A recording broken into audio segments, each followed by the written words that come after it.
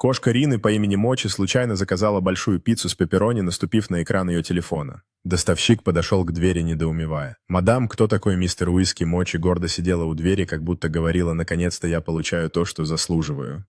Теперь Рине приходится держать телефон заблокированным и следить за диетой своей кошки. После того, как пицца была съедена, Мочи устроилась на диване с довольным видом, рядом с ней лежал половина съеденной пиццы, а Рина выглядела изможденной, держа телефон в руках.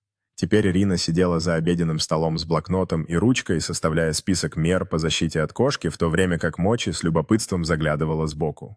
Мочи тайком смотрела рекламный ролик пиццы по телевизору, ее глаза были полны ожидания, в то время как Рина с недоверием сидела на диване. В это время Рина готовила здоровую еду для Мочи на кухне, держа в руках банку кошачьего корма, пока Мочи терпеливо сидела и с надеждой смотрела на еду. Мочи кралась к кухонной стойке, где Рина оставила кусок пиццы, прижимая тело к земле в режиме скрытности.